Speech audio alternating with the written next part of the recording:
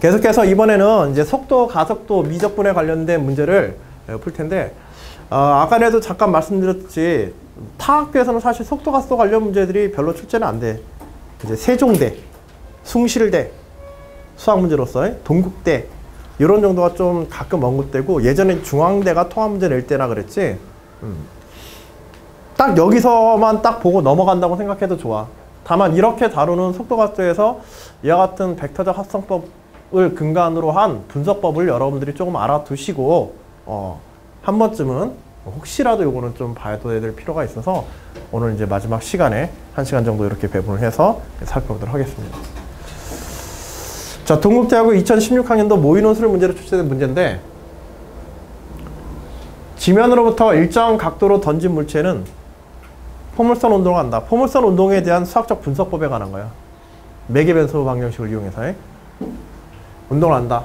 이때 수평 방향으로는 등속 운동을 하고 연직 방향으로는 등가속도 운동을 한다. 물투 내용이야. 자, 수직. 근데 봐봐, 이게 수학적으로 다루는 문제. 이건 수학이지 과학이 아니야.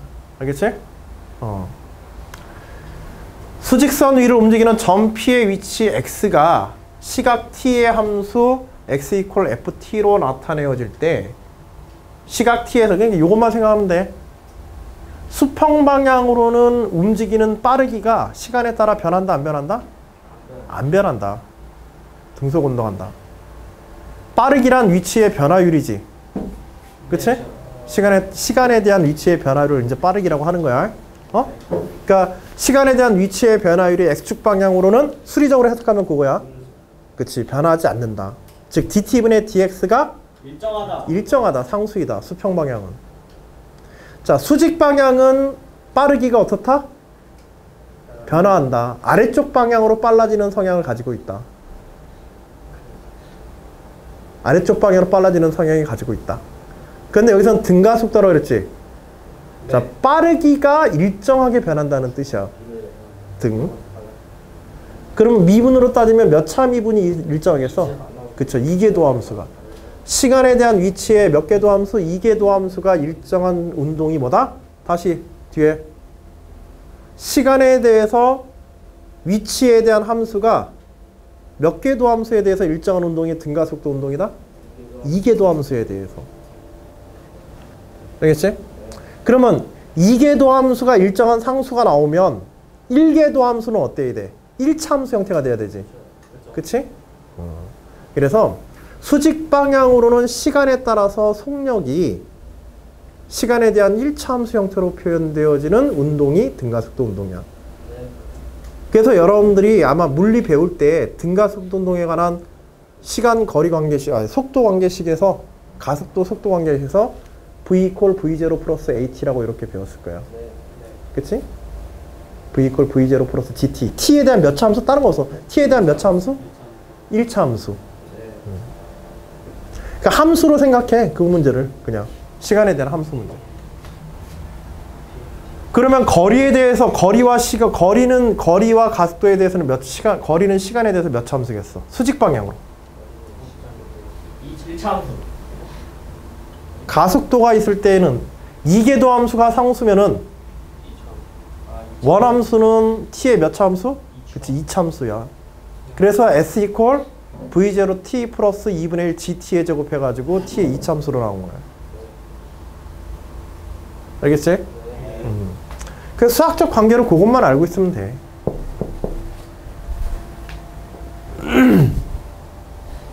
자, x가 점 P의 위치 x가 시각 t의 함수 x 이퀄 ft로 나타낼 때 시각 t에서의 점 P의 속도 v와 가속도는 v는 t에 대한 1차 미분이고 f't고 가속도는 속도의 1차 미분이다.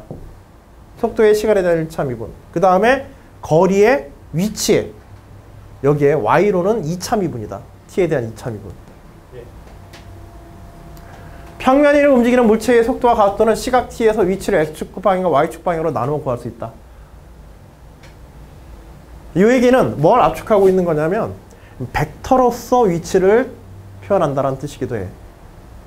독립적으로 x방향과 y방향으로 따로따로 추적하여 나타낼 수 있다는 뜻은 점 P, x, y가 좌표 평면 위를 움직일 때 x와 y는 각각 시각 t의 함수로서 x equal ft, y equal gt와 같이 나타낼 수 있다. 자, 서로 다른 함수를 독립적으로 함수가 적용되어 있는 거야. 시간 t를 공통으로 가지면서. 자, 벡터 v 벡터가 dt분의 dx, dt분의 dy라 할 때 f't, g't를 시각 t의 점 p의 속도라면, 자, 속도의 크기, 빠르기, 순간적인 빠르기의 식들은 이와 같이 표현 가능하다. 그치? 네. 각각의 성분들이지? 네. 마치 좌표평면에서 위치를 결정해서 x좌표, y좌표의 제곱의 합의식으로 쓰듯이 속도라는 벡터 성분의 속도라는 것에 대해서 그 속도의 성분들이야. 속도의 성분 x축으로는 f't, y축으로는 g't. 그 속도의 성분들의 제곱의 xy 제곱의 합을 갖다가 해서 제곱근 씌우게 되면은 크기 나온다. 이 뜻이야. 자, 점 P의 속력이라 한다. 그리고 가속도는 각 성분들에 대해서 xy를 시간에 대해서 이계 도함수를 구한 것이다. 근데 포물선 운동 앞에서 이제 제시문에 처음에서 좀 포물선 운동은 x방향으로 등속 운동이라고 그랬지. 그치? 네. 등속 운동이라는 얘기는 속도가 시간에 대해서 그치, 일정하다. 그러면 속도를 미분하면 뭐가 되는 거야? 속도가 상수니까 0이 되어지게 되지. 그래서 등속 운동에서는 x축, 포물선 운동에서는 x축 방향으로 이 f 더블 프라임 t가 얼마란 얘기야? 0. 이게 0이 되는 거야. 알겠지? 0. y 방향은 상수, 등가속도, 가속도 g가 되는 거고. 알겠죠? 자, 제시문 다. 시각 t에서 좌표 평면을 움직이는 점 p, x, y의 x와 y가 x equal ft, y equal gt일 때 t equal a에서 b까지 점 p, x, y가 움직인 거리 s는 다한 것 같다. 이게 적분으로 표현한 거지. 우리 아까 전에 썼던 무슨 식이야 이거? 그치, 곡선의 길이 적분식이 이거하고 똑같은 식이야. 알겠지? 네. 이동한 경로의 길이를 계산한 거야. xy 좌표 평면에다가 움직인 거 쫙 추적해가지고 그 길이 계산하면 된다는 거야.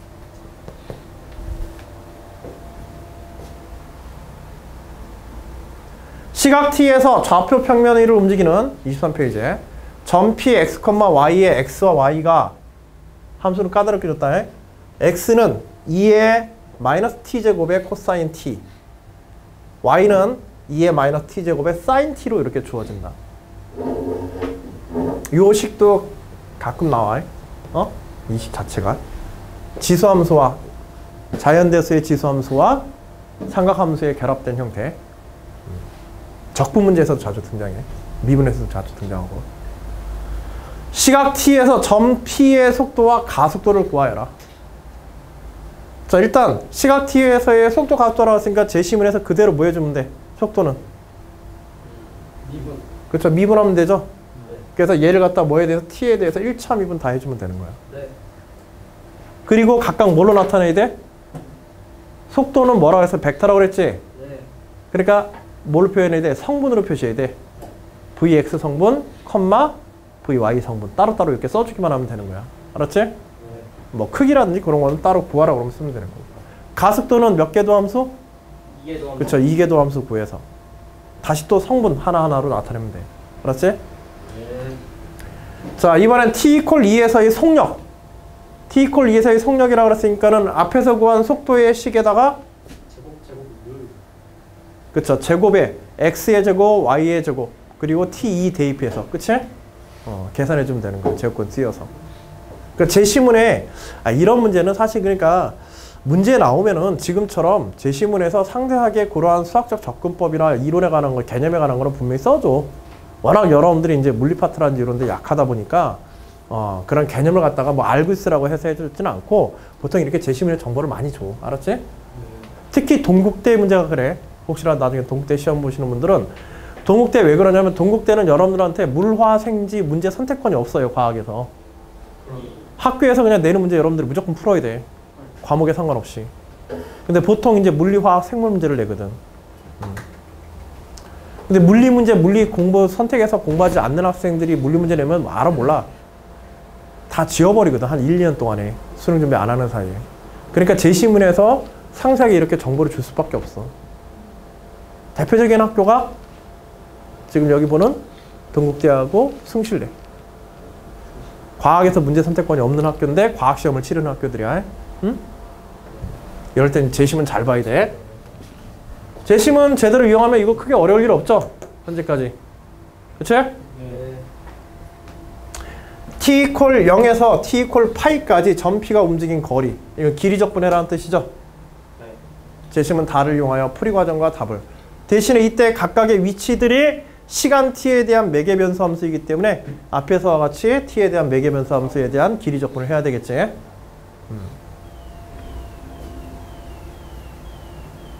그래서 매개 변수에 대한 연습이다. 시간 t 매개 변수 함수에 대한 연습이다. 자, 속도부터 구해보자. 뭐 간단하지만 그대로 이제 미분해서 대신에 이제 뭐 식들은 조금 그래서 이제 함수를 좀 복잡하게 준 거야. 함수가 간단하면 너무 간단하니까 문제가. dt분의 dx가 마이너스 2 마이너스 t제곱 코사인 t. 일단 미분해서 마이너스 2t. 이 식 정리하는 것도 잘 봐도 요 그냥 이대로 제시하지 마시고 가능하면 이게 1번 문제잖아 또. 나중에 뒤에 이용될 가능성이 되게 많아. 그래서 이런 경우는 가능한 식을 묶어서 정리해 둔다든지 이런 것들을 조금 미리 정리해 두는 것도 좋아. 그리고 이렇게 코사인이나 사인의 합이라든지 이런 식으로 단순하게 표현되어지는 경우에는 나중에 제곱을 취하거나 할 때 어떻게 되게 돼? 값들이 1 뭐 이런 식으로 해가지고 혹은 2 사인 t 코사인 t 해가지고 좀 식이 간단하게 변형될 형태로 나올 가능성이 많지. 그런 걸 염두에 두고. 가속도 하게 되면 어차피 이거 제곱해야 돼. 길이 적분할 때 이건 제곱해야 되니까 또. dt분의 dy도 마찬가지로 해서 보니까 이와 같이 되더라. 근데 제곱해서 합을 취하게 되면은 중간에 플러스 2 코사인 t 마이너스 플러스 2 코사인 t 사인 t 마이너스 2 사인 t 코사인 t가 사라져 버리겠지 이거 제곱해서 합하게 되면 거리 적분할 때 나중에. 그치? 이므로 속도는 해서 각각의 성분으로 이건 표현해야 돼. 벡터니까. 속도, 속력 뭐만 구별해라? 벡터하고 스칼라라는 것만 여러분들이 일단 구별하면 돼. 그래서 속도는 표현할 때 가능한 어떻게 해줘? 성분으로 표현해 주는 게 좋아. 응? 자, 이제 가속도는 다시 한번 제시문 그대로 해가지고 또 한 번 더 미분하는 거야. 미분 연습이야, 이거 부지런히. 미분하고 정리하고 미분하고 정리하고. 할 수 있겠지? 또 잔다. 수업하면 자는구나.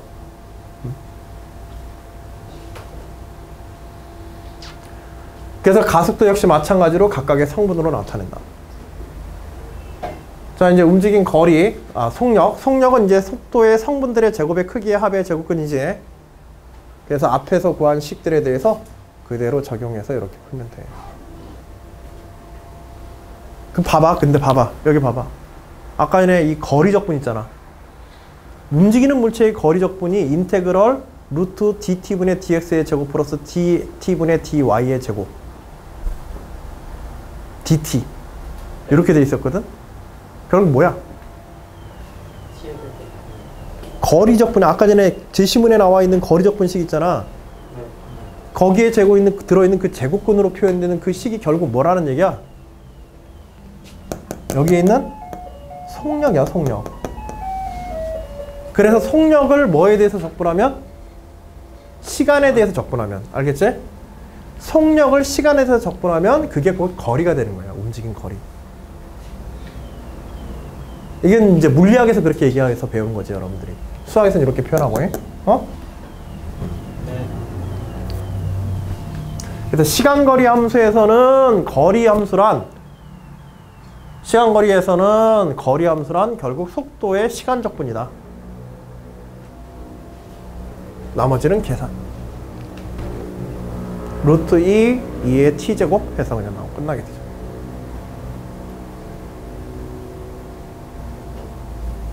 그리고 t equal 2를 줬으니까 이런 거는 뭐 미리 대입할 필요는 없지. 나중에 그냥 대입하는 게 좋아. 함수가 깔끔하게 정리되어지니까 오히려. 네, 저기 마이너스 2예요. 응? 어디가? 루트 2에 요거 루트 마이너스 이거 빠진 겁니다. 예, 2의 제곱이에요. 오타가 난다고. 아닌가? 맞아, 오타 난 거예요. 여기 제곱 살아서 마이너스 다 사라지니까. 자, 그래서 움직인 거리는 그대로 적분을 통해서 이미 이제 그래서 VT 먼저 요게 문제에서 요구한 그 인테그럴 제시문에서의 인테그럴 안에 속력의 식이다. 그 제곱근에 쓰여 있는 식이 거리 공식에서 왜 속력의 식이라는 것만 알면 그래서 속력 구하라고 한 거야. 그래서 속력하고 그대로 적분해서 이제 끝내면 되는 거예요. 자, 그건 좀 알고 있는 게 좋아서 그래. 제가 말씀드렸지만 이 문제는 여러분들이 다음에 또 다시 볼 필요는 없어. 알았지? 속도, 속력 관련해서 풀어내는 문제들에 대해서 여러분들이 따로 막 공부해야 될 그럴 필요는 없지만 한 번쯤은 좀 진지하게 봐둘 필요는 있어. 혹시라도 나올 가능성을 대비해서. 논술에서 그렇게 중요한 내용은 아니지만, 알았지? 그러니까 지금처럼 이렇게 한번 잘 봐두시고 한번 이렇게 딱 볼 때 연습 한번 딱 제대로 한다고 생각하고 한번 문제도 한번 풀어보세요. 알겠죠? 그것만 해도 이제 속도가 속도에 관한 논술 문제에서는 충분하니까 이 정도만 해도. 자, 다음으로 다시 또 동국대 문제 하나를 더 보게 될 텐데, 국민대 건가? 국민대 걸 거야.